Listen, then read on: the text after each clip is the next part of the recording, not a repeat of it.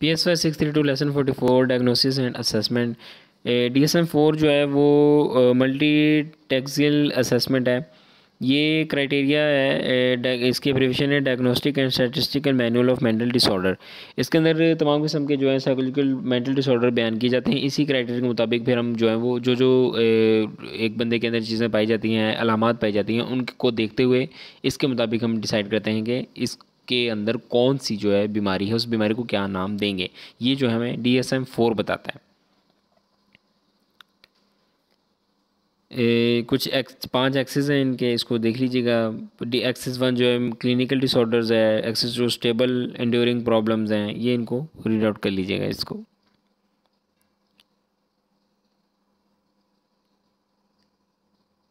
DSM use of test controversial issue. बहुत से लोग साइकोलॉजी टेस्ट के इस्तेमाल से के अगेंस्ट हैं। शुगर मैन के मुताबिक 5 चीज़ें हैं चीज़ उसने बयान की थी कि यानी क्लाइंट को एक ही कैटेगरी ऑफ डिसऑर्डर में लोग बाइंड कर देते हैं। लोग समझते हैं कि टेस्ट जो है वो ये जो है वो आर्टिफिशियल है, मतलब कि इनका टेस्ट का कोई ऐसा फ़ायदा नहीं है। और रिसर्च के बाद इनके जो हैं वो कह रहा है कि यानी कि लोग ज़्यादातर नेगेटिव इसलिए भी ख्याल करते हैं कि वो एक साइकोलॉजिस्ट के पास आना जो है वो पसंद नहीं करते। ये यहाँ पे चीज़ें बयान की गई हैं। Ignore the quality of the relationship between examiner and test taker, it जज people casting a label on them. आगे हमारे पास है असेसमेंट टेक्निक्स। असेसमेंट टेक्निक्स के अंदर कह रहा है कि नॉन स्टैंडर्डाइज टेक्निक होती है और स्टैंडर्डाइज होती हैं। नॉन स्टैंडर्डाइज के अंदर ऑब्जर्वेशन है, सबसे पहले चीज़ों को देखकर ऑब्जर्व करना और उनको जो है उनकी असेसमेंट करना। इंसान बगैर इंटरफेयर किए जो है एक साइकोलॉजिस्ट है क्लाइंट को ऑब्जर्व करता है, नेचुरल माहौल में और लैब के माहौल में, दोनों में वो उनको ऑब्जर्व कर सकता है और फिर उसके बाद ऑब्जर्वेशन की बेसिस पर ही असेसमेंट करता है। फर्स्ट लेवल कह रहा है कि कैजुअल इंफॉर्मेशन ऑब्जर्वेशन है।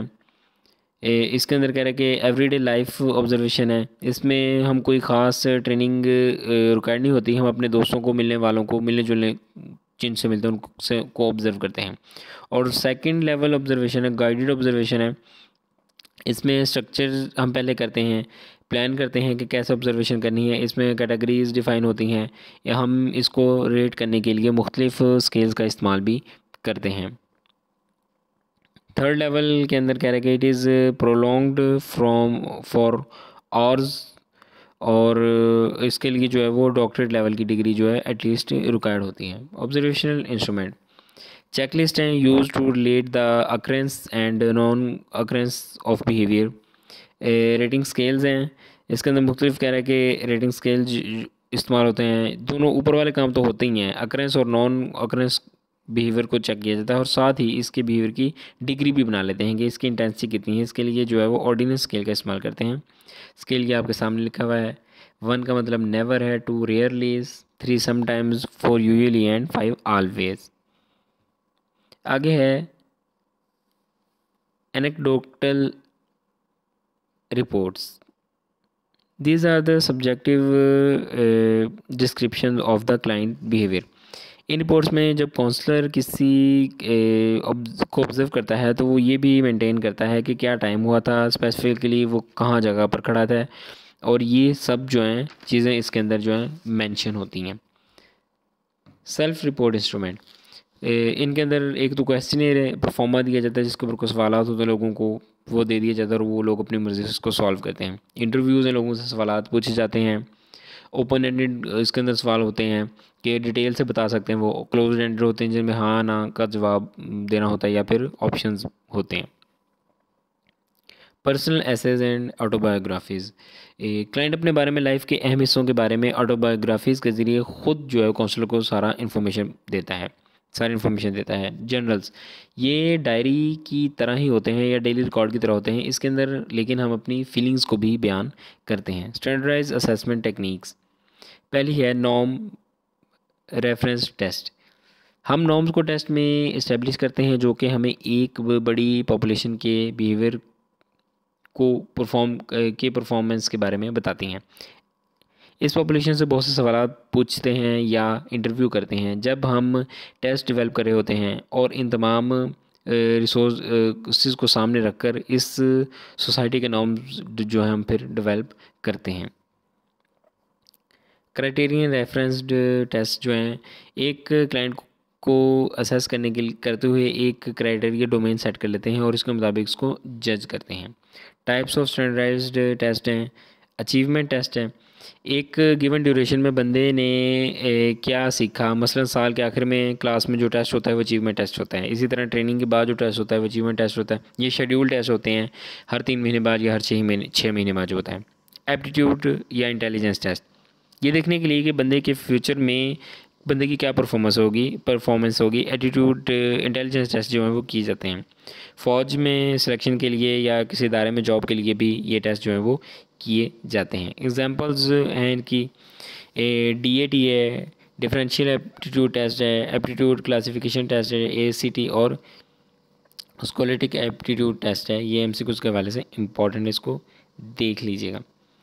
एग्जांपल्स हैं इंटेलिजेंस की, स्टैनफोर्ड बेनेट इंटेलिजेंस टेस्ट है, बैचलर एडल्ट टेस्ट है। ये जो है वो इसके एग्जांपल है। पर्सनैलिटी असेसमेंट इंस्ट्रूमेंट्स, इसके अंदर पहला इंस्ट्रूमेंट है एटीट्यूड क्वेश्चनियर।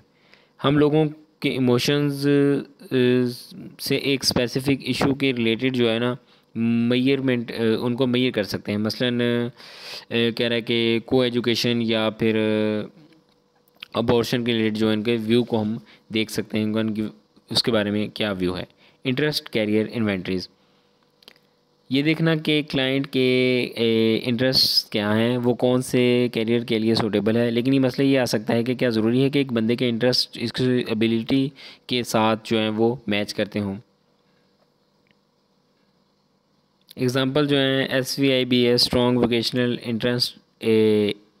इंटरेस्ट ब्लैंक, इसमें लोगों के पास चांस होता है कि वो ख़ुद को 207 प्रोफेशंस के को साथ इवेलुएट कर सकें खुद को, और देख सकें कि इनमें से कौन सा प्रोफेशन उनके लिए मुनासिब है। Self directed search, this is self administrative, self scored and also self interpreted test. Kuder occupational interest survey, और ये इसको एक्सप्लेनेशन इसकी नहीं है यहाँ पे, बस नाम मेंशन है। California occupational preference test. Personality test, personality test के अंदर कह रहा है कि कुछ टेस्ट के नाम दिए गए हैं इसके अंदर। MMPI टेस्ट है, ठीक है, गिलफोर्ड टेस्ट है। ये जो है ये पर्सनैलिटी टेस्ट होते हैं, पर्सनल एडजस्टमेंट और टेम्परामेंट को मेजर करने के लिए इस्तेमाल होते हैं। ऑब्जेक्टिव,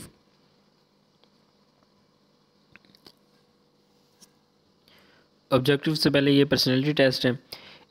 पर्सनैलिटी टेस्ट के बारे में मैंने आपको बता दिया, बल्कि number of reports instruments have been developed, जो कि पढ़ लीजिएगा, जस्ट नाम मेंशन किए हुए हैं।